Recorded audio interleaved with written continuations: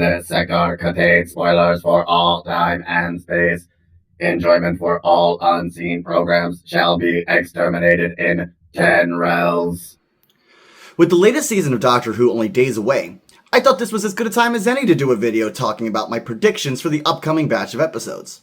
But then I remembered the nonsensical resolution of the Ruby Sunday arc and realized there's no way in hell I'm going to be able to predict what happens, since the new RTD era seems more interested in catching us off guard than developing organic stories on fear that we might, guess its outcome. You don't believe me? Do this little experiment. Go back and watch The Star Beast and ask yourself, did they show us any of those stuffies before the third act reveal? Not the generic ones, I mean the one that's obviously an Ood or obviously a Cyberman. When you realize the answer to that question is no, then take a second to realize they covered up the TARDIS door clue until they were revealing it in the third act. We weren't meant to figure it out, we were meant to be wowed by RTD's big brain. And since RTD doesn't seem to have any interest in giving us solvable mysteries like a Sherlock Holmes story, and prefers instead to do a Now You See Me style magical mystery built entirely on showmanship and presentation, I'm left feeling pretty unmotivated where it concerns making fan theories. That said, there is one prediction I can make with absolute certainty. Incels, racists, and everyone in the white polos and khaki crowd is going to cry about how Doctor Who is woke now. Meanwhile, those tried and true liberal fans will insist that the show has always been woke and is better for it. Now, no matter which of these narratives you choose to listen to, much like all those Ruby Sunday theories posed before the release of Empire of Death, they're all gonna be dead wrong.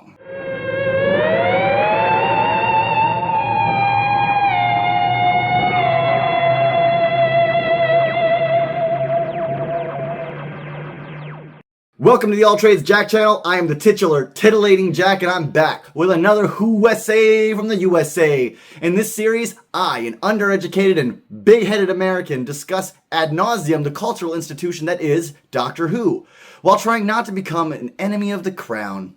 Today's essay? You're all wrong about politics in Doctor Who.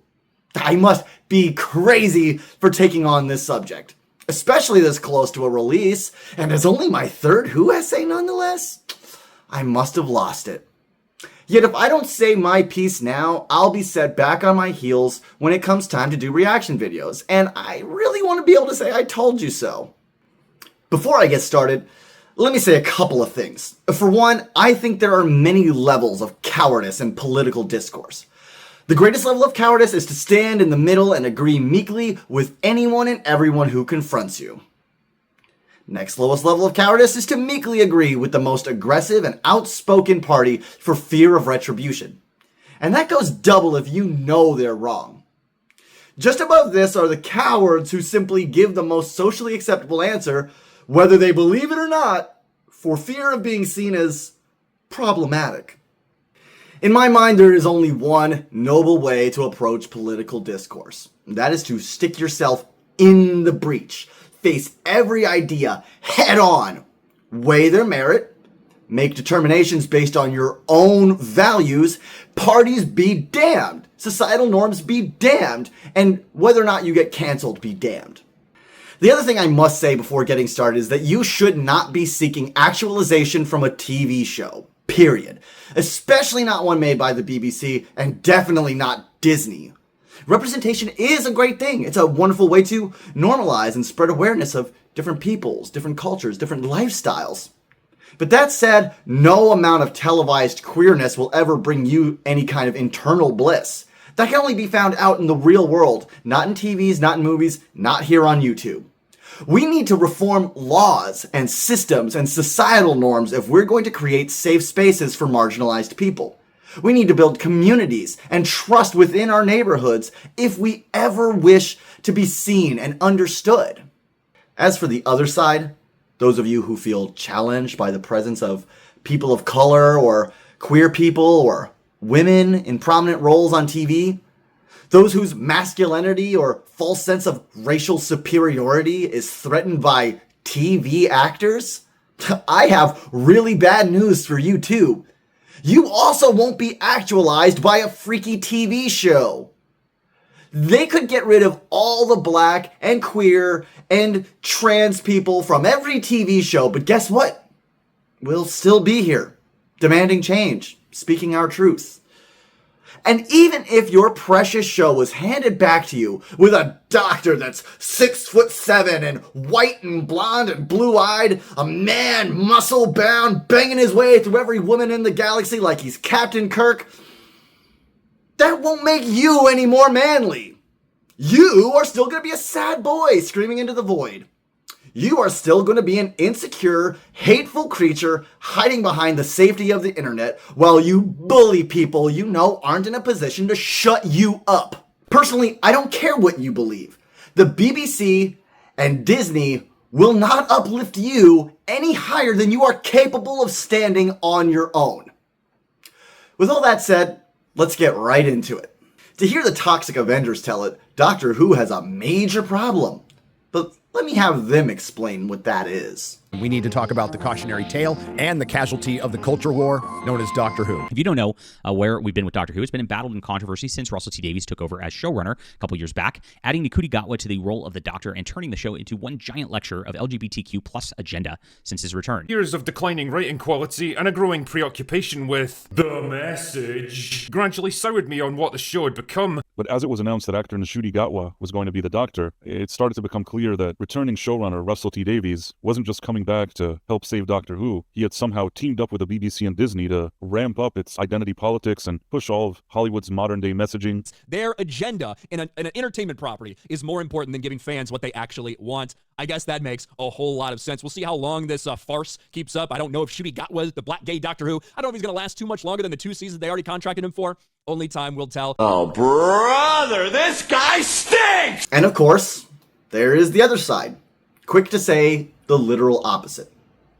That Doctor Who is woke, but it's always been woke. And that's just the way it's always been. It's a bastion of unity and equality, and it always has been. And these people who say that this is new are blind to the obviously woke show that it has always been.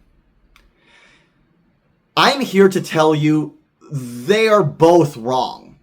The reality is that the BBC, not just Doctor Who, but the BBC writ large ascribes to that lowest level of cowardice that I was talking about a second ago.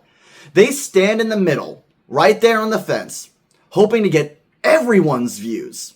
And so, they put on the dressing of progressive ideology without committing to the values behind them, giving the show an aura of Schrodinger's wokeness.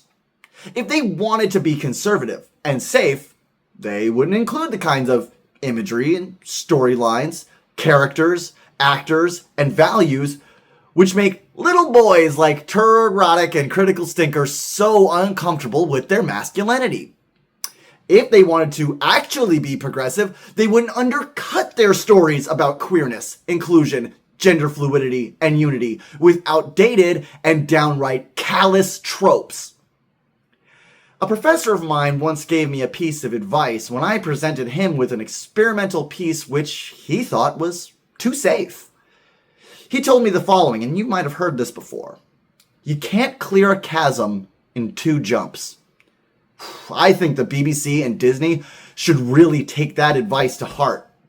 Their attempt at appeasing the woke crowd while still courting those who goose-step to their own beat is the literal definition of trying to clear a chasm in 2 jumps. Because, you know it, there is a chasm between us. I'm going to go over each of the ways which Doctor Who has taken this middle road of cowardice. Starting with Ncuti Gatwa's casting as the 15th Doctor was instantly met with criticism from the homophobes and self-hating individuals who wish they were brave enough to defy their fathers and suck a big fat. These objections only got louder with revelations such as 14 alluding to a change in his sexuality, and then peaked with the episode Rogue, when Jonathan Groff's fine ass made a meal out of the Doctor. What exactly were these well thought out arguments?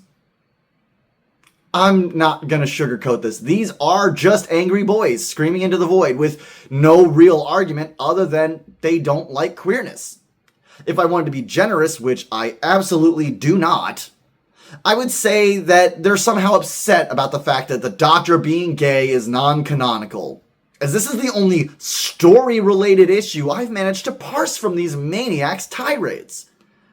However, even if we engage with this admittedly thin argument, there are two big issues with it. One, as the Doctor has been depicted as being queer before, well before the Disney era. And two, even if they weren't, character development isn't a continuity error. In spite of how weak these arguments are, I am going to take them on full bore, starting with the depiction of the Doctor's queerness over the decades. Now, I don't know much about the rules for broadcast TV in the UK, but here in America, we are adept at both writing and recognizing gay characters without being explicit about the fact that they are gay. Why? Because in the middle 20th century, TV programs in America were held to a standard known as the Hays Code, which prevented things considered indecent from being broadcast. And though it was overturned in the late 60s, the tropes and storytelling devices devised in this time didn't cease use until, well, I guess I'll let you know when that happens. One area the Hays Code took particular interest in censoring was queerness. I'm going to talk about the different ways in which they did this throughout the video, but for now I want to focus on specifically one of the most well-known and most prolific means with which they censored queerness, and that is a technique called queer coding. You see, most characters couldn't be referred to as gay.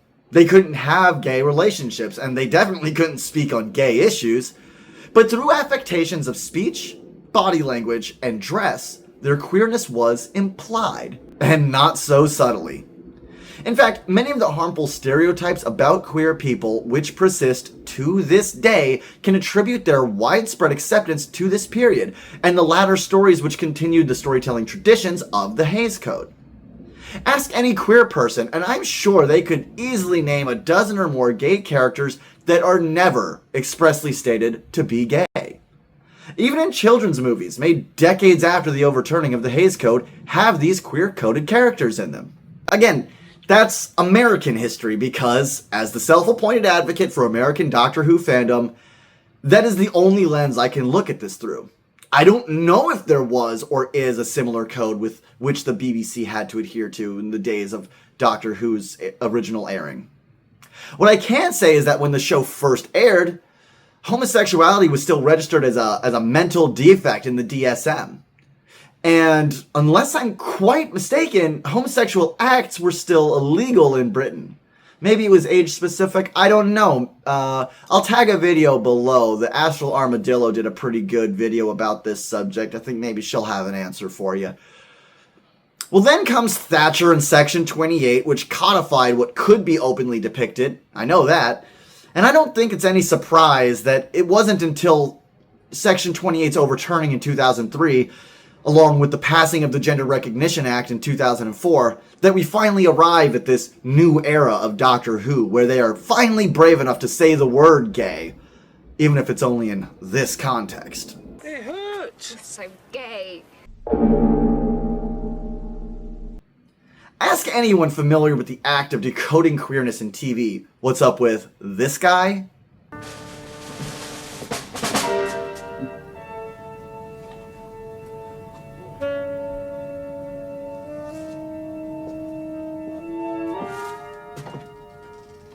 Or this guy?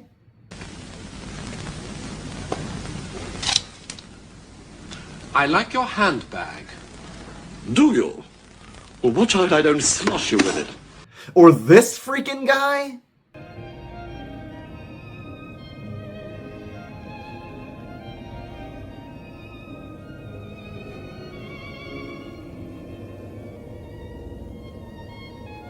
What? No complaints? No arguments? No thunderbolts? And you'll get a resounding chorus of, "You are. You are gay." Their dress, affectations, and mannerisms would be enough on their own to label them as queer-coded. But it's their sexlessness which, to me, really seals it. One of the easiest ways to cue in the audience that your character is a queer chameleon is to make sure that they never talk about sex or even notice the sexuality of others. Well, you're a beautiful woman, probably. The no hanky-panky rule on the TARDIS, which dominated the classic era, really adheres perfectly to this trope. So to say that the Doctor is canonically not gay would be a major assumption, since he had no sexuality at all for the first 30-odd years of his existence. Queer-coded characters were often depicted as spinsters, or eccentric uncles, or terminal bachelors, as a way of separating them from the world of sexuality, allowing writers to queerify them without portraying gayness, or undercutting their coded queerness with incidental heterosexuality. However, their sexlessness didn't mean a lack of romantic chemistry, and often they were paired with or pitted against same-sex characters that acted as surrogate love interests. Without thinking very hard at all, I think most Doctor Who fans should be able to guess what form that manifests in the show, even in the classic era. The relationship between the Doctor and the Master may be fraught with tension and defined by their rivalry, but across the show's 60-year run, there has been no other character with the same level of fiery chemistry or deep intimacy with the Doctor.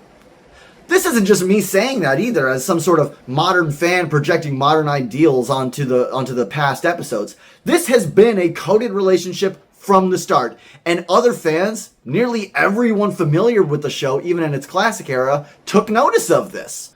Just look at that spoof made in the Wilderness years, Curse of Fatal Death, which was riffing on this trope long before the sexually charged John Sims-David Tennant relationship was ever put to screen. And I notice breasts. They're not breasts, okay? They're Dalek bumps. They can detect ion-charged emissions and operate as etheric beam locators at a distance of up to 20,000 light years. They're also extremely firm. What are you trying to say? Oh, nothing. And no one was railing against that, so why not? Because it's funny to people when queerness is coded.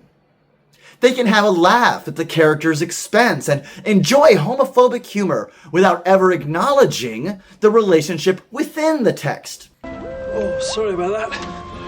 I thought I'd just slip into something more comfortable. Result, cute, sexy, and lick the mirror handsome. I remember you, don't I? And you still fear me, Doctor? You're the camp one. I'm not camp. Oh, yeah. Nice tits. Bumps. There's sort of an on-off switch where it's gay if you want it to be, and if you don't want it to be, oh, it's not gay at all, so don't worry.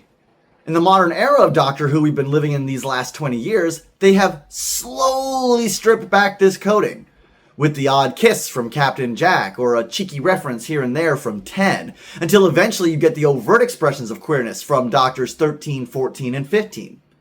So no, the Doctor didn't become queer, but these layers of coded queerness have faded away, and those who had chosen never to acknowledge it outside the odd homophobic joke at the show's expense are now upset that they no longer have the option to ignore it. So I guess that means that the woke crowd is right. The show has always been queer, and it's better for it. Or at least it would mean that, except everything I just explained is in itself a passive form of homophobia. Queer coding is a form of erasure. Period. The end. And in case you thought that this was a sin of the classic era, and the sainted RTD fixed all of that with his own depictions of queerness in New Who and Disney era Who, oh, you'd be very much mistaken, my love. RTD's attempts to make the Doctor's queerness more overt have been, well, they've been, gosh, I don't want to be harsh. I'm struggling to find the words, the right words, something cutting that really gets down to the heart of it. Come on, somebody help me out here. It's pathetic. It's a ridiculous, Craven feeble gesture towards the vital politics and the stories that should be told. Yes! Yes! Thank you! That's perfect. I could not have said it better myself. Maybe they should get this guy to be the showrunner. He seems to have his heart in the right place. Despite how hot the chemistry is between the Master and the Doctor in RTD Era 1, it was anything but overt. They were still depicted more often as brotherly than anything else, despite the visual and musical cues which hinted at a deeper relationship, and despite lines like this existing. Master. I like it when you use my name. Stephen Moffat, the second showrunner of New Who, even commented on this in his short Time Crash, when he referred to the Master's wife of this era as his beard, a term describing a behavior from a homosexual person to try to pass as straight. Does he still have that rubbish beard? No beard this time. Well, a wife. Now, you could say that I'm reaching way too much into this. You could say that I just want them to be gay for my own self-serving, super gay reasons. And while you wouldn't be wrong, that wouldn't make your bad take right. I can say that with certainty. How? Well, because eventually we did get an overt romantic dynamic between these two characters. So the show finally stepped up and showed the Doctor in a queer relationship? Hell no! The first time the Doctor and the Master's relationship was ever overtly acknowledged as romantic on any level wasn't until the Peter Capaldi era. And why is that significant? Because at this point in the story, they made the Master female. Now that the two of them had safely different genitalia, the show finally found the courage to say, oh no, actually, they are definitely more than just friends. Doctor, I have to say, you are rather gorgeous. I'm not bad, am I? And come to think of it, you're a great deal more attractive than I remember. Why, thank you. Tell me, why do they call you the Master? I'll explain later. But don't worry, I'm sure they corrected this, because the Doctor's next regeneration was Jodie Whittaker, and as a female, I'm sure they would give us this queer story between these two characters. Except, of course, they didn't, because now that the Doctor is female, they made the Master male again. The show has never dared to overtly depict these two as a queer coupling, even though all the subtext of the first 50 years and all the overt text of the last 10 years substantiate that they are at least somewhat romantically entangled.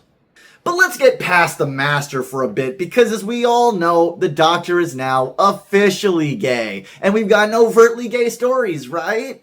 So the show is now officially woke, right? And on the side of the LGBTQ angels? Well, let's take a step back before we jump into the Disney era and look at where we were right before RTD came back. You remember Thasmin? No? The ship between Doctor number 13 and Yasmin Khan? Come on, you remember it, right? No? How could it be that you don't remember that? Is it because they shoehorned it in as a way to appease internet fandoms and didn't develop it at all, let alone make it reciprocal in any kind of respectful way? I'll tell you what, I wasn't a shipper of this one, but when it became clear that they would explore the concept within the show, I was here for it. The conversations between Yaz and Captain Jack regarding their feelings for the Doctor, they were working for me. I also really loved the Forlorn Yaz arc when she and the Doctor become separated in Flux. I'm sure I miss you. Miss you too. I know you do. I hope you said I miss you too, else that bit's weird. All of that really, really worked for me. What didn't land was the resolution to the arc. It didn't bother me really then because I saw it as the Doctor maturing and realizing that they couldn't really have a romantic relationship with a mortal being. It seemed a little cheap that they finally learned this lesson just in time to not be gay, but you know, this is hardly the worst sin of late-stage Doctor Who queer representation. Yet the fact that they have since doubled back on this really makes it tough to rewatch the Thasmin arc. I guess that brings us nicely to the relationship which undermines the whole I can't be with you because I'm immortal thing. And that would be, of course, the episode Rogue, which we were discussing a moment ago. That episode which brought about the first moment of unambiguously queer love between the Doctor and a same-sex character. Unfortunately, we now have reached the point where we must look at another thing those of us who grew up deciphering queer stories influenced by the Hays Code learn to be wary of. Say it with me, folks. The bury your gays trope. See, some characters, even at the code's height, were allowed to be depicted as overtly queer. However, one of the rules of the code was that any such character would necessarily need to receive a tragic ending, so as not to romanticize their queerness. They had to get their comeuppance, so to speak. This most often manifested in the death of the character, or if not them, their lover. And wouldn't you know it, in the year of our Lord, 2024, the Doctor had his first intentionally gay kiss. And what happened literal seconds after? They suck my guy into the ground. They bury him so damn fast and so damn literally, I swear, they were competing with Supernatural for the most abruptly and overtly buried gay of all time. And in case you're wondering, this is not specific to the Doctor either. Just take a look at Bill. She was our first gay companion. Well, that is, if we don't count the fact that Ace was also very obviously queer-coded. Bill meets a girl she likes in the first episode. And what happens to her? Her lover isn't only killed, she is also pulled into the ground, literally buried within minutes of being introduced. For the rest of the season, Bill has no love interest, and her sexuality is only ever mentioned for really cheap jokes. She was seen going on failed date attempts and never being allowed to have a happy relationship. She is eventually reunited with her true love after being mutilated, cyber-converted, and killed. She gets a gay afterlife, which is pretty sweet, but when she comes back later, it's not this version of the self-actualized Bill, all full of queer bliss, who comes back. No, it is a hollow replica of her series standard self. Now, I know there's other ways you could look at this, and I'm not trying to rob anybody of any positive message they did glean from this, because you could see it as, okay, queer love saved Bill's life, and that is a very fair reading of this ending.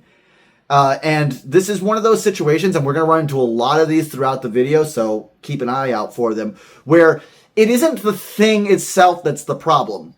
It's the fact that you chose this thing, and this is your only example, right? If Bill was the 6th or 7th or 8th queer companion, this ending wouldn't chuff me so much. It's the fact that she's the only one at this point, and you felt the need to brutalize her, to kill her partner minutes into her story, to torture her psychologically, physically, and make her die a miserable death alone on the battlefield in order to then eventually get some form of love. It just seems so freaking hollow. It just seems so freaking callous for no reason. And it's a dark show. I'm meant to feel scared by it. So again, I'm willing to accept these kinds of stories if this was just one of many queer stories, but it's not. So whether we're talking about the Doctor or their companion, queer love is just not something Doctor Who seems interested in portraying with any kind of authenticity or care. But queer fans seem to constantly push back against the anti-woke narrative by saying that Doctor Who is full of queer characters and positive representation of queer people, and that it has been prevalent, at least in New Who eras. And so I went looking for these positive examples of queer love, and you're never gonna guess what I found. Let's play a game. I'm gonna name a few names of some queer characters. You tell me if you know what they have in common, beyond the fact that they are queer. We have Shakespeare. We have Canton Everett Delaware III. There's River, Clara, her splinter Oswin, Angstrom, Franny the PA, and Richard the security guard. What do these queer characters have in common? Have you figured it out yet? It's not as easy to catch as a good old-fashioned gay burial or a queer coding. No, this is something else entirely, a phenomenon I'm not even sure has a name, but I've taken to calling it gay by exposition. Yes, that's because each of these characters is gay in exactly one line of dialogue. One line of dialogue easily missed because you went to the bathroom. One line of dialogue easily removed when put onto a different channel or packaged for a different country. This is a character who, for all intents and purposes, is not gay, and then we are given a little gay tag at the end. They're a blink and you miss it gay. They practically scream, "Don't worry, queer fans, I'm gay too!" It doesn't help that 3 of them also get buried. No, 4 of them, because of Oswin.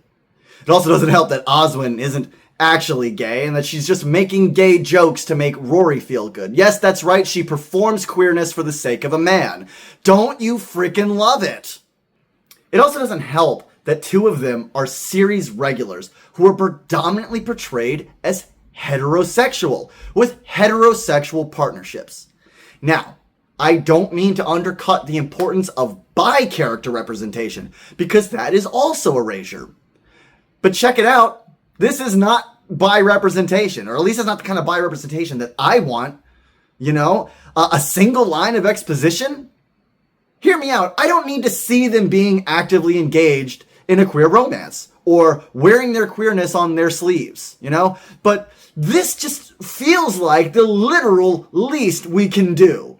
It feels like the show is, well, it's, gosh, how do I put this? So they will damn us with their condescension in the end. Exactly! Gosh, you're so helpful. Thanks, guy who I'm sure I know from somewhere. What about other gay characters, though?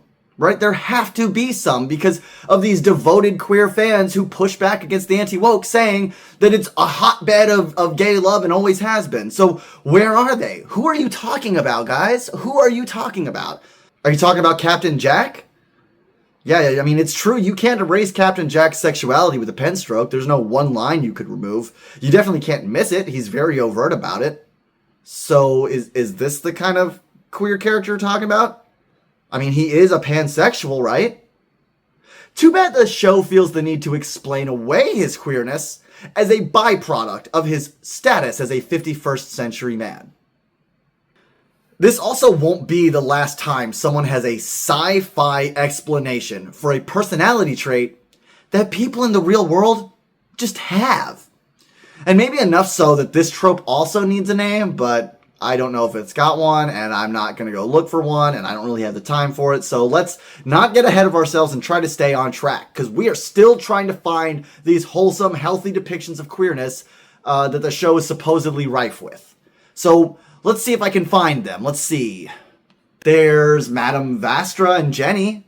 They certainly have some sweet lines and some tender moments in between Stephen Moffat using them as an outlet for his power exchange fantasies and a focal point for the male gaze, which we don't have nearly enough time to unpack. Moffat has so many issues writing women in general, not just in Doctor Who, and I don't know who thought that he could write a lesbian couple with any level of understanding and care.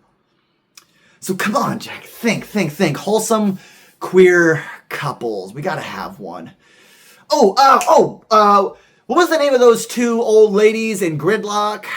Gosh, they were really sweet. Remember, they had that great relationship, and they found comfort in one another when they were facing their ends. What were their names? The Cassini sisters. The Cassini sisters? Sisters, that can't be right. No, that is right. No, that's just what the characters called them because they were too old-fashioned to talk about lesbians. Too old-fashioned on New Earth in the year 5 million. So let me get this straight. Jack is a cosmopolitan pansexual from the 51st century, but in the year 5 million, lesbians are still taboo? What's up, y'all? It's All Editing Jack. It's 3 in the morning, and I'm just doing a little edit on the video here, and I have to make a correction. Original Recipe Jack got this one wrong. Bub, I'm sorry, you just got it wrong. Not your thesis statement. You're absolutely correct. You just got your number wrong, friend. It was 5 billion with a B, not 5 million. So 51st century Jack versus 5 billion years from now lesbians. Let's get back to the show. Who was it who said this again? Oh yeah, the cat person married to a human. Yeah, that's way more acceptable than being a lesbian. Go have kids with a cat. That's a normal thing to do. Just don't kiss a girl if you're a girl. Okay, so not them. Someone else. There's gotta be someone else. These queer fans have got to be talking about somebody else. Who is it they love so much? Was it those 2 guys from Demon's Run? You remember? Who were they? There was a skinny one and a fat one. They were gay Anglican Marines. What were their names again? We're the thin, fat, gay, married Anglican Marines. Why would we need names as well? Oh, you have got to be joking with me. Tell me they at least got a happy ending. Oh my, who was this? Is this Moffat? This is Moffat, isn't it? Give me one wholesome gay coupling. Just one, please. Because y'all are out here fighting the good fight against the anti-woke crowd saying that the show is rife with these people, so where the heck are they? Okay, bearing in mind that I'm not talking about Torchwood, and I'm not talking about expanded media, because we're talking about the flagship show, the thing that everyone else is familiar with. This is where I am looking. So don't come at me about Torchwood or Class or any of that. Because the fact of the matter is, that's just another switch. It's a gay switch, right? You want to go find some gayness, go find it on your own time. That's not what we're looking for. We're looking for queer representation in the flagship show. And after scouring the series, I found exactly one couple who are neither defined by their queerness, nor is it a part of them that can be easily erased or ignored. Neither of them are sci-fi queer, which has some mechanism to why they're gay, and neither of them get buried. And of course, I am talking about Jake and Adam. They are, for all intents and purposes, a wholesome, verisimilar representation of queer love, who are given a happy ending. Yes! Yes! Finally! I found one! I found just one.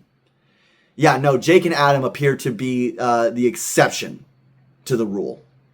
And that's not to diminish this story, because I am so glad it exists. I did not want to come to this video to tell you guys that there is no good queer representation in Doctor Who, but I really think this is the exception to the rule. And I mean, it was especially close call, though, since they very nearly killed one of them off. I feel like an executive originally had him killed off, and somebody worked around to where it didn't happen, because it's written in there where they very, very nearly killed one of them off. Okay, and I'm going to reiterate here that if you personally found queer joy in these depictions of any of these characters, I am not here to rob you of that. You are free to feel however you want. But in my mind, this is doing the absolute bare minimum. And though the show has progressed over the years, it has only done so in step with the bare minimum.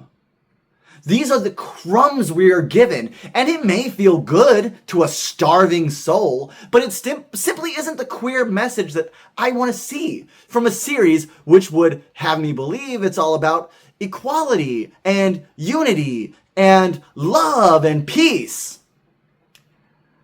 The fact of the matter is that the Toxic Avengers aren't wrong when they say that the show is pandering to queer audiences. Because that's what this is. This is pandering. They aren't breaking the mold. They aren't making a safe place for us. They're just making enough room to sell you the product without ever committing to your values. If you can't see that, maybe look up what the word woke means. These guys also aren't wrong when they say that this messaging isn't how you make fans. Look, choosing to align with these values will push away conservative viewers, which I don't give a about. But if the show wants to replace those viewers so that it doesn't go off the air, they need to fill in those spots with ride or die, dedicated liberal audiences. And these half measures, they aren't going to cut it. They're trying to clear this chasm in 2 jumps, and it's never going to work. Now, I know some of you are probably looking at the progress bar at this point and thinking, Jesus, this guy is still railing on about queerness, and we aren't even halfway through. But, you know what they say about your old pal Jack. I put the deep anal in deep diving analysis, and I am just getting started. So without further ado, Chapter 2. You know, the Goose Steppers really lost their mind a couple years ago when the Star Beast was released, because it included a character named Rose, Donna Noble's trans daughter. Much like before, their arguments don't seem to go beyond them not wanting to see trans people in their little show. They don't even have the veneer of upholding the canon this time around, since there was no canon regarding this brand new character before the episode aired. So there isn't much that they can say which is worth me engaging with, even as an exercise in thoroughness. The only thing I can say regarding their criticisms is that, once again, they are right that this is absolutely pandering.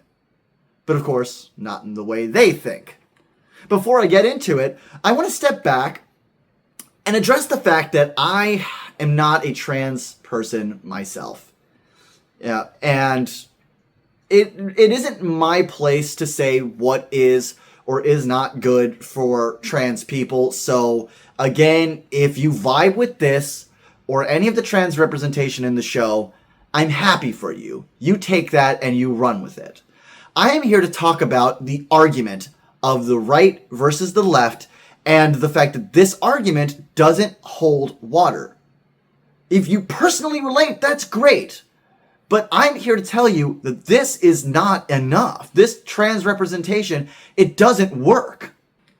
So what's my issue with Rose? Well, unlike the queer characters introduced throughout the show and in this first season of the Disney era, Rose had a lot more riding on her, as she is the first trans character in the show depicted in a positive light.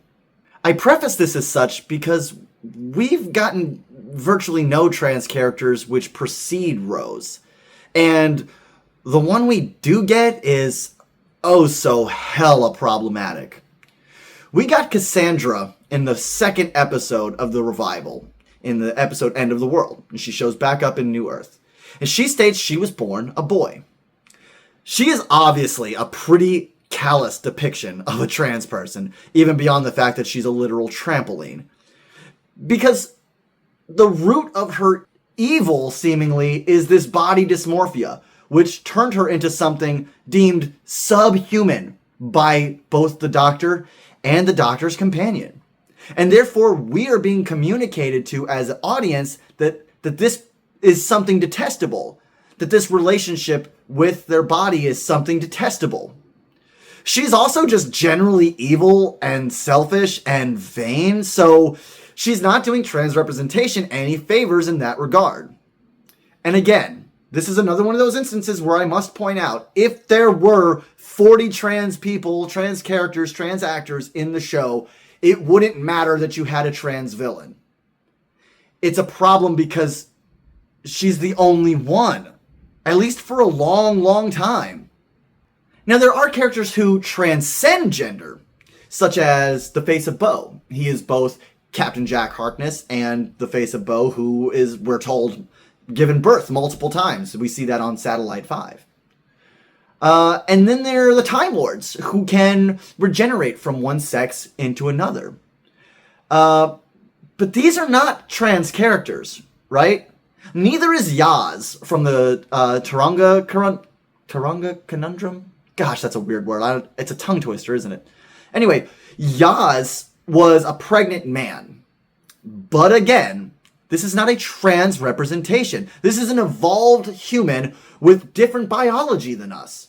He isn't othered within his society. He hasn't transitioned. He doesn't face transphobia. He's not confronting gender in any kind of meaningful way. He's conforming to gender norms of his society in a way which he would personally think of as conventional. This doesn't make him a bad character, nor does that make this bad representation. You know, it's just not representation. And hey, that's fine, right? There's a lot of people on the anti-woke side who rail against things like Time Lords changing sex or this man giving birth, as if this is pushing the woke mind virus and trying to convert us all into transgenders. But you know, these aren't transgender characters. It's not the same thing, right? It's just not. Everything I just named are beings who transcend what it means to be human. And transgenderism is an aspect of being human. So this doesn't count. It just doesn't. If you got a problem with that, and say something mean to me in the comments, roast me, I don't give a shit. But it's just not. I don't care which side of the line you fall on. This is not meant to be trans representation. And if it is, we've got a problem. We can have actors in a sci-fi show play gender-defying characters that aren't trans, that aren't queer in any way, and that aren't making a statement about trans people in the real world. In fact, if we're going to defy gender using sci-fi mechanics like the immortality of Jack, or the regeneration of Time Lords, or the dimorphism of future humans in the Tsaranga Conundrum, if we are going to do that, to use sci-fi mechanics to defy gender, in my opinion, hot take, it's better that they not be trans. It's better that they not be trans allegories, because that gets into really, really dangerous, harmful territory. You want an example? Look at Grunt 474 in Sleep No More, who is played by a trans actor. And if the wiki can be trusted, this is the first openly trans actor on the show, but, you know, who knows if you can trust the wiki. Who knows? This character is an artifice of human invention, bred to be a servant, and made to speak like a dang Neanderthal. Chopra, don't be anger. Don't be angry. It's so hard to breed them to speak properly. Now let me be clear. I'm glad that this trans actor got work. This actor, Bethany Black, I'm glad that she got work. And if there were 30 other trans actors in this series, I could move right past the depiction of Grunt 474 without even remarking on them, if they were played by one of many trans actors. But the fact is, this is one of very few, and maybe the first. Because of that, it's troubling that they felt the need to add a sci-fi mechanism to explain their existence, and that they had to be portrayed once again as something subhuman. They couldn't even get the dignity of a neutered singular pronoun, and instead, the characters referred to 474 as it throughout the story. This reflex that the Doctor Who scriptwriters have of explaining trans and gay people with sci-fi mechanics is so disturbing. You know, Jack can be gay and be from the 51st century without being gay because he's from the 51st century. We don't need a trans actor to play the sexless, mindless automaton to justify their casting. They could have played any of the soldiers in that episode, and any of the actors playing the soldiers could have played the robot android thing, because guess what? You can't miscast that. There's no proper representation of casting androids. Not yet, anyway. We'll see. We'll get there maybe one day. But for the time being, any human could play that part. You didn't need to give it to the only trans actor in the show. Give her any other part. It would have been all right. This brings me right back to Rose and what the Goose Steppers got right about her depiction. You know, people railed against the binary, non-binary thing in the end of the third act of The Star Beast as being cheesy or corny, which I don't really care about. But a lot of those guys on the right said it was also just blatantly unnecessary. To me, I don't care if it's cheesy or if it's corny, but it is unnecessary, right? My problem is that we have, for the first time, an openly trans character played by an openly trans actor who is aligned with the good guys. And this is the first time we've seen that. And rather than just being a person, you know, the way all trans people are just people, they had to add in a sci-fi mechanic to explain why she was trans. You don't have to have a reason to be trans. You don't have to be part of a meta crisis to defy gender. This is also another instance of where if this was one in a long line of trans characters played by trans actors, it wouldn't be a problem, right? After all, Donna is part of the same meta crisis. And it's stated clearly that it's because she's a part of this meta crisis that makes her special. But she is just one of dozens of female leads the show has had over its 60-year run. So it doesn't feel sexist to say, hey, she's only special because of this element of her character. But as the first/only trans good guy the show has produced, it's so upsetting that they felt the need to do this. She could have been part of the meta crisis. That's fine. She could have still saved the day the exact same way that she did. That would have been fine. Just stop short of revealing that she is non-binary because the Doctor can regenerate into male and female and she's part of the Doctor's meta crisis. That's cheap. That's pathetic. It's a ridiculous, craven, feeble gesture towards the vital politics and the stories that should be told. So they will damn us with their condescension. Exactly. Yes, exactly. Also, I know it's pedantic, but I'd be remiss if I didn't point out, for those of you who are blissfully ignorant of the matter, being non-binary and being trans are not the same thing. Rose is female, uses she, her pronouns, dresses to the societal norms of a female, doesn't like being referred to as male aspects of any kind. That bothers her. It upsets her greatly. She is a she. I'm not saying that you can't be trans and non-binary. Sure. I'm not trying to police that.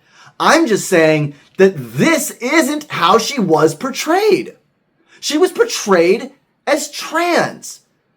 But they didn't call her trans. They called her non-binary. It reminds me of how in shows like Rent and in movies like To Wong Fu, Thanks for Everything, Julie Newmar, they seemingly use the word drag queen as a pedestrian stand-in for transgender. As if the word transgender would scare people away, and so they use something more palatable to the average moviegoer. Now, I don't know if you've seen that film. I would be surprised if many Doctor Who fans have, especially those who are railing against wokeness. I'm certain they haven't seen it. But in it, these drag queens, we're told, they travel across country in drag. They set up a little life for themselves in drag. They talk to the cops in drag and try to pass as the opposite sex. Now, I don't know about you, but none of the drag queens that I have ever known would do a cross-country road trip in the sweltering hot in full drag, right? If you're trying to pass to the local denizens of a small town or to the local law enforcement, then that's not being in drag. That's something else, my friend. That's being trans. It's definitely not being in drag. That is a misuse of the word. It's a total misnomer. Likewise, the word trans is never spoken in the Star Beast, despite multiple conversations about gender norms and pronouns. Once again, it feels like the show is too scared to fully commit to the character they wrote, and instead hides behind a term that's less loaded than transgender. Now, maybe I'm wrong. Maybe Yasmin Finney will come back and expand their character enough to where we could say that the term non-binary is the appropriate term to describe her character. But, as depicted thus far, it does seem like transgender more accurately describes the character that they've put on screen. The transphobic viewers of the show were no kinder because the BBC removed the word trans and did this weird workaround. They're still using transphobic slurs against the actor and in reference to their character. Because as thick as they are, they don't need to hear the word trans to know a trans person when they see one. Instead, all the BBC managed to do was communicate just how out of touch they are to the LGBTQ+ audience that they're trying to court. So on the one hand, you lose the old viewers to appease a different group of viewers. But you aren't willing to commit to those LGBTQ+ people in a way which meets them where they're actually at. So you really can't be surprised if they don't flock back to see what comes next.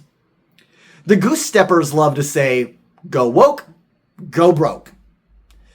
But I really think it's fair to say that Disney and BBC and Doctor Who, they didn't go woke. They approached woke timidly.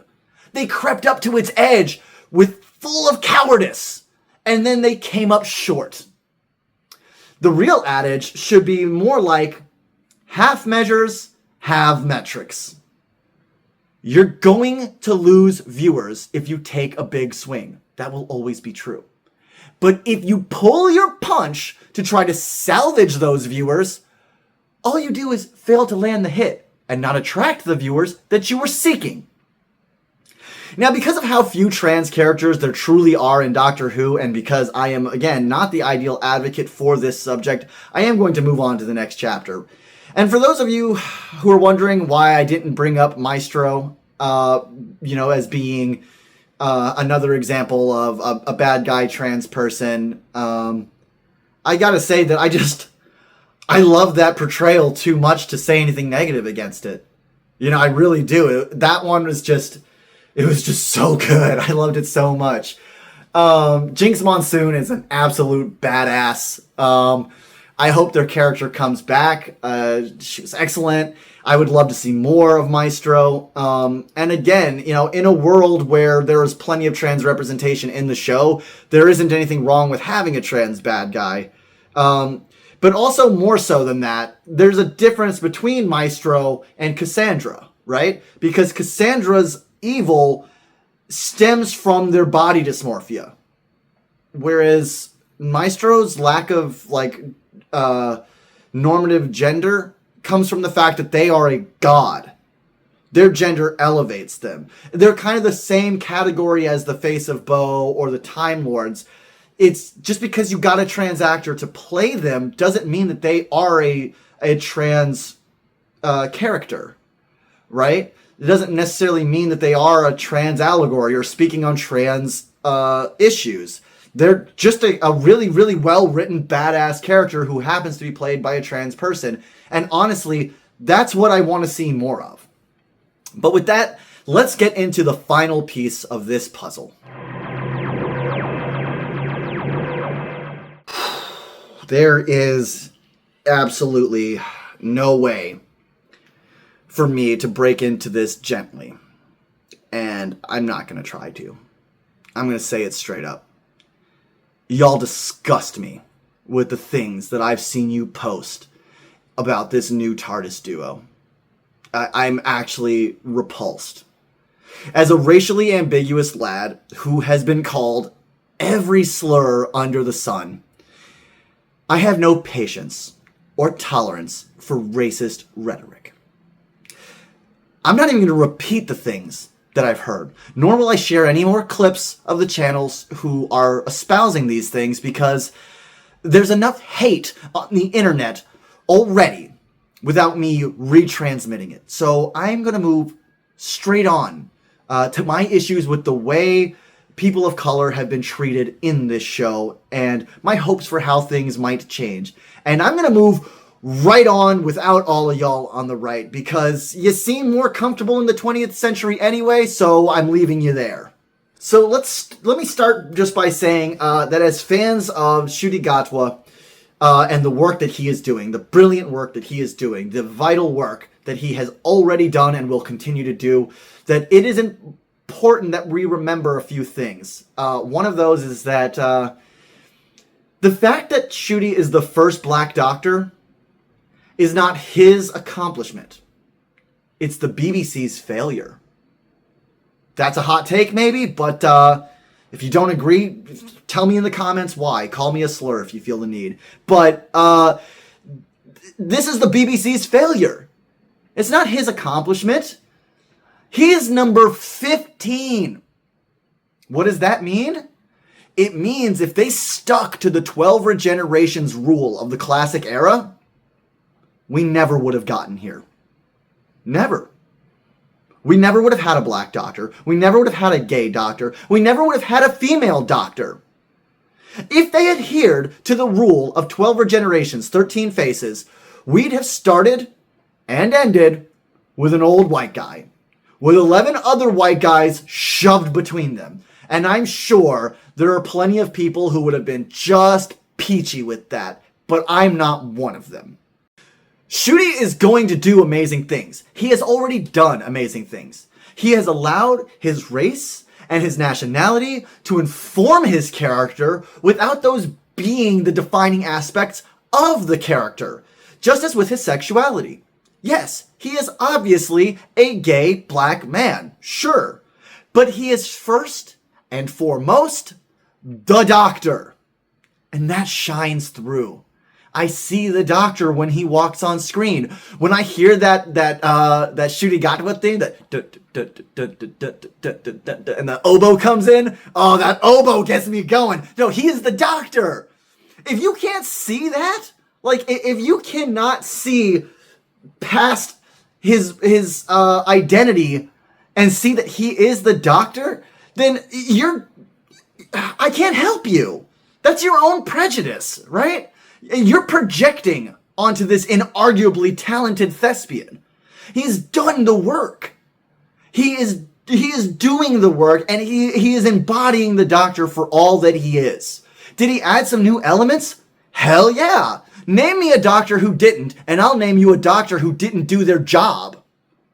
For those of us who support him, the best thing that we can do is let him do his thing and not set unreasonable expectations.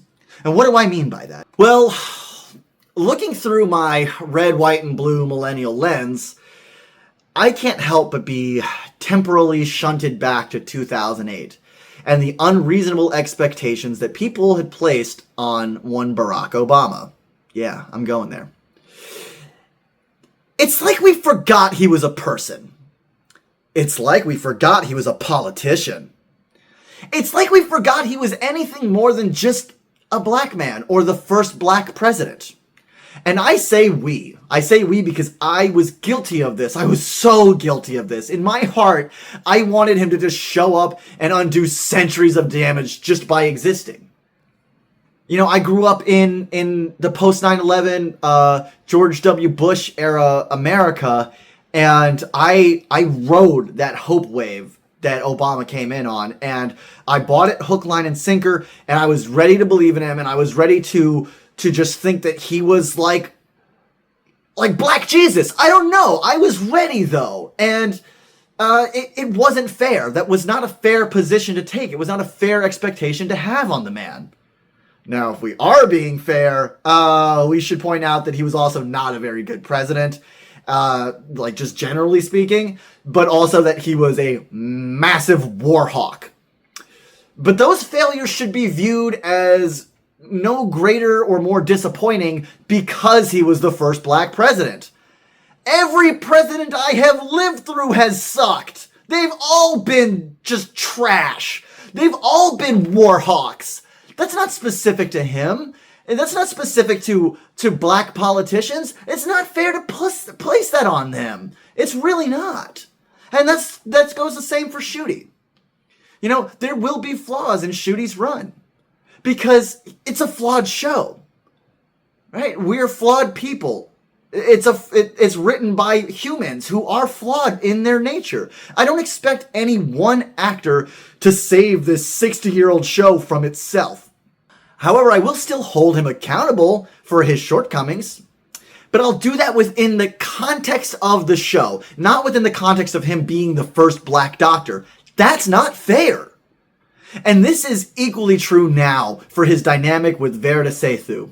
I hope I'm saying your name right. I'm already such a huge fan just based off of the press run. I'm so excited to see her up there. But it's not fair to place those kind of expectations on them as the first TARDIS pairing of non-white actors. They deserve to be judged on the same scale as everyone else. And we should not place ridiculous expectations on them just because it took the BBC 60 years to recognize that white people are the global minority. And we can have valuable stories without them in it. And now that I've said my piece on that and made it clear that I am not going to be tackling the work of these actors specifically, I want to make it also clear what I am here to say in this chapter. Which is that the BBC sucks at giving people of color meaningful stories. And this season needs to do better if the show is going to survive. You've got to do better. They are going to lose conservative viewers. That is a fact, okay? The crybabies are right about that. They're gonna lose viewers. That's not a bad thing. We don't want them. They should leave. They shouldn't leave and leave a hole. We should be filling that hole in with new viewers or disgruntled viewers, bringing them back. We should be taking viewers who are maybe passively viewing or view occasionally and turn them into avid viewers. And you do that by reaching them where they're at and telling meaningful stories. If the BBC attempts to retain the conservative viewers, and they give us these kinds of stories that they've given us in the past, all they're going to end up doing is alienating both sides of the aisle, and the show will fail as a half measure. It will have the metrics. That's just the facts. I can't help that. That's just the way it is. Those viewers are leaving. If Doctor Who doesn't properly court the people that they are supposedly representing, they're not going to fill in those gaps, and the show will fail. Allow me, if you will, the opportunity to illustrate some of the basic ways in which the storytelling of the show has continuously othered people of color in the main cast. We're not even going to get into all the side characters. We're not even going to get into the background characters. We're going to stay away from some of the overarching stereotypes that appear in the show broadly. We're just going to focus on the modern companions. Consider that they all fall nicely into one of two categories. Some of them are cosmically important, powerful characters with a grand destiny, fated to travel with the Doctor. And the rest of these people, well, they should really just be happy they got to tag along, because they ain't special at all. Do I need to go over these, or can you already see where I'm going with this? Well, too bad, because I'm going to do it anyway. Rose is the bad wolf, an aspect of the moment, savior of the War Doctor, and a being of self-genesis who created a cosmic trail to bring her and the Doctor together. Ooh, so powerful. So fated. Donna is the meta-crisis, Dr. Donna, foreseen by the Ood and drawn to the Doctor by the cosmic forces. Her destiny is so great that if she were to not meet the Doctor, all of reality would be erased. So power, so fate. Amy Pond grew up with the universe pouring into her head, making her a temporal constant, capable of restoring timelines. She was also destined to meet the Doctor, as she is the mother of his wife, whom he was already connected to before she was ever born. Clara is the impossible girl, splintered across all of the Doctor's timeline, destined to save the Doctor 1,000,000 times and become one half of the hybrid, a cosmic superpower that makes Time Lords quake. She lives eternally in the final moments of her life, traveling all of time in her very own TARDIS. Oh, so power! Oh, so fate! Ruby Sunday is the bearer of a secret song, who's bound to the Doctor by the mystical power of coincidence that draws them to each other, and the gods themselves fear her creation because she's so power, so fate. And then there's all these people. Do you notice anything? So what is special about these others? These others who didn't get to have a cosmic fate or a super special, awesome space ability. What makes these people different? Well, we have Martha. She has the honor of being the very first on-screen Doctor rebound.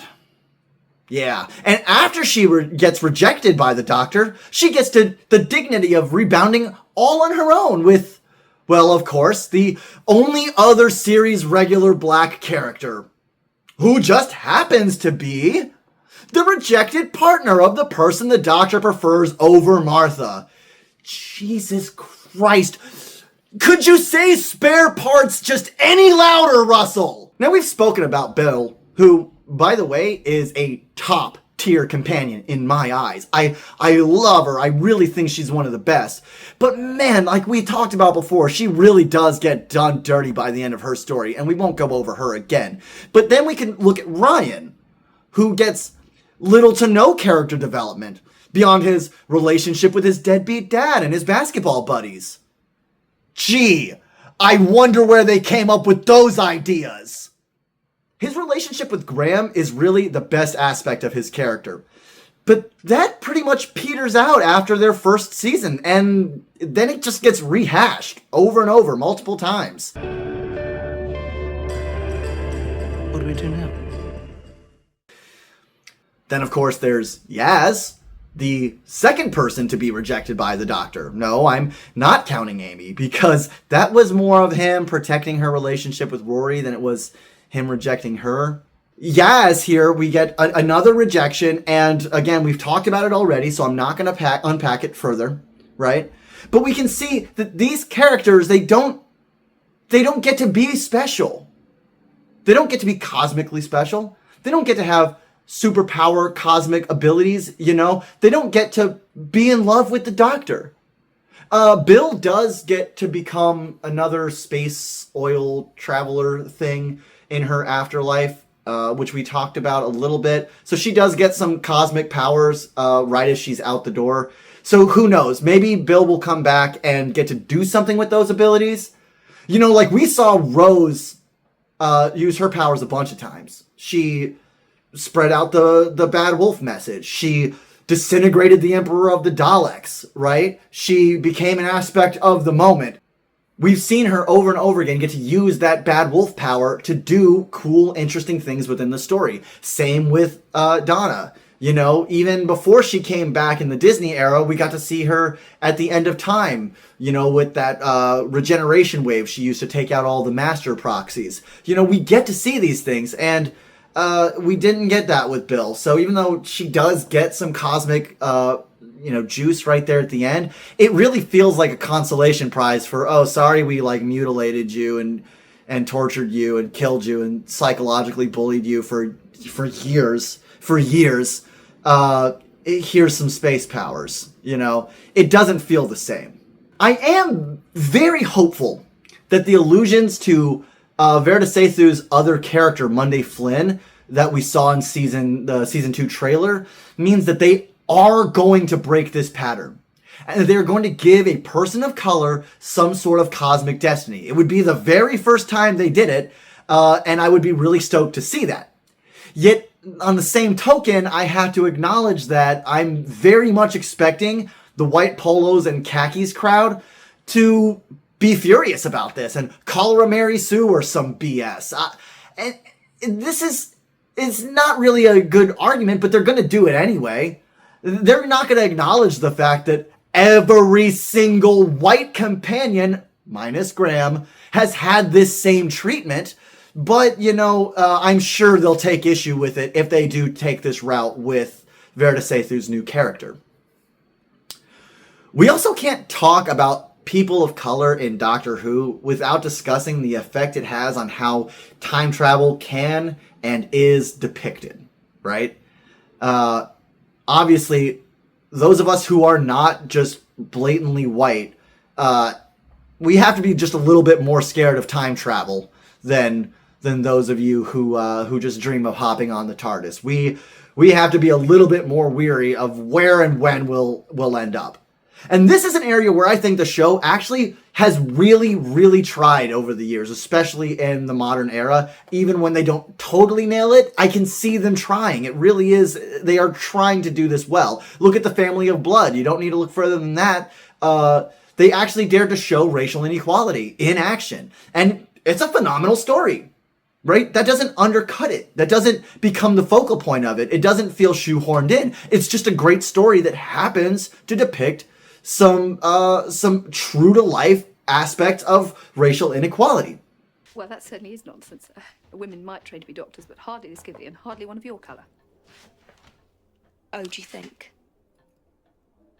Though we do have to acknowledge the Doctor's role in this story is messed up. He willingly makes Martha a servant in a time period he knew was dangerous for her to be stuck in. And he made her serve him. They didn't know they'd be able to get back. And if she couldn't bring the Doctor back out of John Smith, she would have been stuck there forever. And the Doctor just makes that choice for her. And it's really messed up. But that aside, it's still... they're at least engaging with the themes, which I think is great.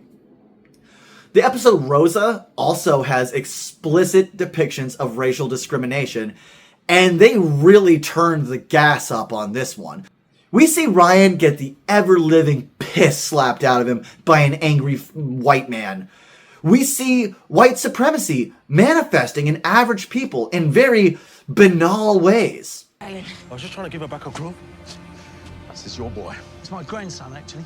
Your what? It's an absolute trip to watch, especially, if you're not expecting it. Of course, I can tell you exactly why the Rosa story, is the one which is more overt than all the others. And that is because, of course, it's set in America. That's right. The BBC loves to dress up and sanitize Britain's own history when the Doctor visits. Like when they made that affable, goofy version of Winston Churchill. But in America? Oh, then the gloves come off, baby. And we get to see the dirtier side of history. No one cares if we show the dirtier side of American history.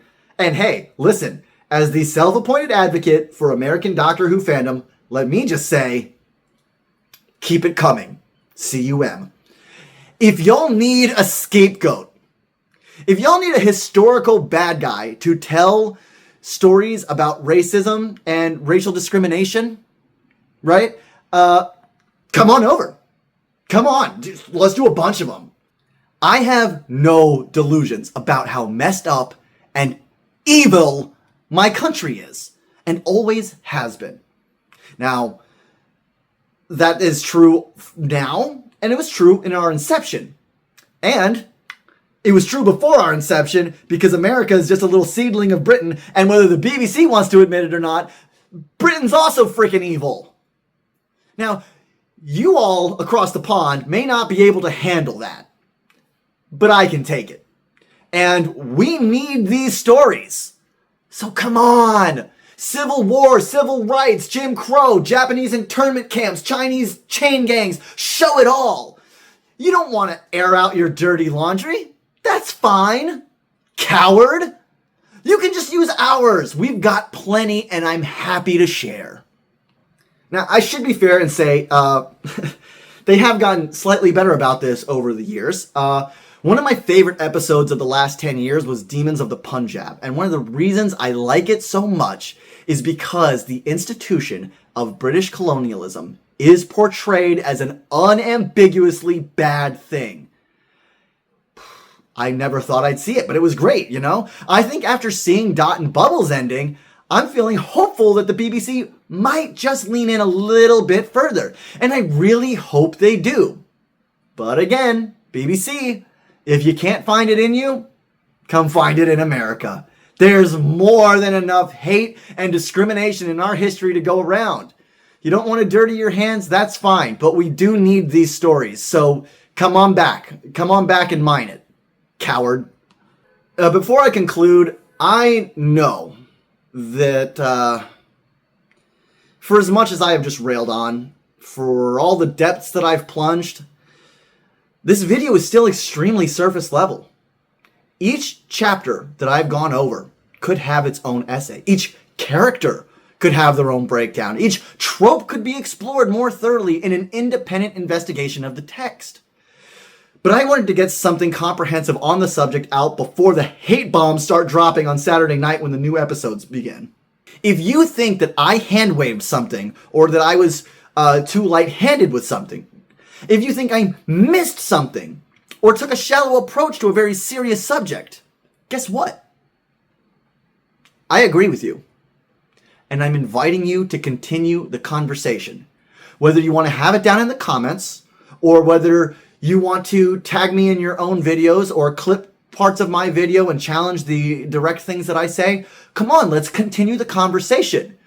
If you want to hear me speak more specifically about something, put it in the comments. Let me know. I'll make more videos on these subjects. Let's keep having this talk. We should all continue this conversation. And no video essay, no matter how long it is going to be enough to encapsulate everything there is to say about representation of all kinds in Doctor Who. We should be having these tough talks. And we need to be ready to push back against the hate that's inevitably going to come down in the next few weeks.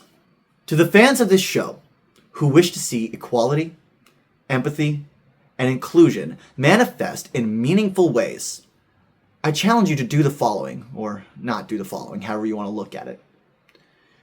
Don't give in to low effort defenses. Okay? When you do, you are communicating to the BBC and Disney that their bare minimum is enough for you. You're communicating to RTD that you agree with his own self-aggrandized view of his activism. That's not to diminish the work he has done. I understand how prolific he is. I understand the work he has done. But he cannot rest on his laurels the way he has been doing these last couple of years. He needs to do more. He needs to be more for the sake of all of us. Right? You've got to do better. When you hear the anti-woke crowd say things like, they're just pandering to gay people, do not clap back with, BBC loves gay people, and they've always been a part of Doctor Who, and there's lots of queer representation in the show. Don't do that. Don't do that. If you're doing it, stop it. Get some help. Instead, say, you know what? You're gosh darn right. They are pandering to us, aren't they? And you know what? I'm sick of it. I'm sick of seeing paper-thin queer characters getting underutilized and prematurely killed. If this show wants my support, they need to provide authentic representation, not a checklist of pseudo-liberalisms. We have to recognize that despite being wrong, the extreme right has a more effective message. That might hurt to hear, but it's true. And it's not because they have a good message or because they're correct, but because the defenses that you're using And I'm saying you because I'm assuming if you're still watching, you at least somewhat vibe with what I'm saying. Unless there's just some trolling hater who's just soaking up as much venom as he can, in which case, hi.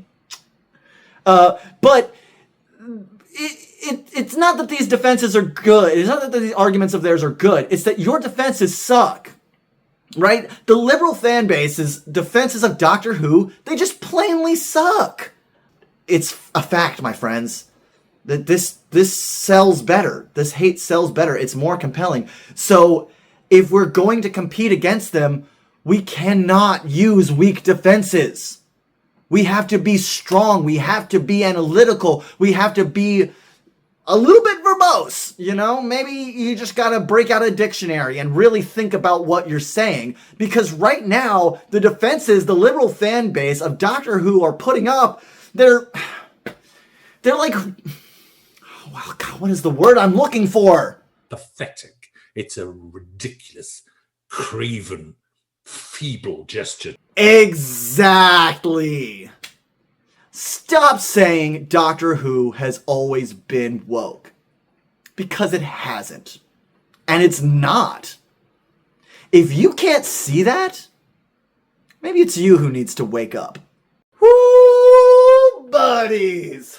I must be crazy, right? I must have a serious defect. I must have a problem. Maybe I'm just a masochist and I'm just looking forward to being, I don't know, deplatformed or doxxed or, you know, whatever else happens as I put out all of these bad takes that people are certainly going to take issue with.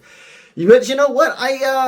I'm trying to build a platform here, and though I only have 16 subscribers, hi guys, you know, I still feel the need to make sure that now, in my origin story period, that I am making very clear to all of you who are watching who I am and what we're going to be talking about in the future and what I represent and what I think is important. And I have a long way to go. I expect that some people are going to come at me with attacks from the right that I don't have a comeback for. And I'm looking forward to that because I need to work on my argumentation. I expect that there will be people from the left who say, Jack, you got that wrong. Let me tell you how wrong you are. And I'm looking forward to that too. I want it. I want all of it. I want it. And I don't care how mean you are about it. Be untactful if you gotta be, you know? Tear me apart. Rip me a new one. Dissect this video and just crap right down my throat. But, you know, just be nice to the people in the comments section, right? Because I really don't want to have the narrative where it's like, oh, All-Trade's Jack erased my comment because he couldn't stand how right I am. No, it's probably because you called one of the other viewers a slur. And I'm not going to put up with that. If you call me a slur, I'll probably leave it on there because I want to make an example of you, and I don't give a shit if you call me a slur. Yeah, I've got thicker skin than that, you know, so go right on ahead. But, you know, I expect that if anyone sees this video, it'll get some negative reaction. I expect that if anyone watches this at all, there will be pushback. I doubt many people will watch it. I've yet to have a video crack more than like 60 views, so we'll see. We'll see if it even moves at all. But I am prepared for whatever happens next. Just know that I am not going to go anywhere no matter what you say to me. I'm going to be back on Sunday night or Monday morning. I don't know. It's going to be tough, guys. The episodes are dropping at 3 a.m., and I want to do my reaction videos, but oh man, that's going to be tough. I know in my previous video I said, y'all Brits take it at tea time, and I'll just take it whenever I get it, but I wasn't thinking about recording videos when I said that. Fuck your tea time. Give me it back. I want it at a normal hour.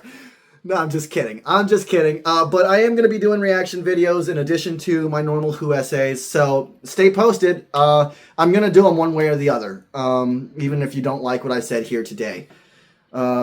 Because that's my prerogative. If you've got a problem with that, hit the thumbs down button. If you've got something to say about it, then Say it to my face. Come on, put it in the comments. I'm listening. If you like this, though, if you actually vibe with this, you know what to do. Don't forget to subscribe. Subscribe. What? Click below to subscribe. Don't forget to click below to subscribe. Well, how could I possibly forget that? For goodness sake. You got the message, haven't you?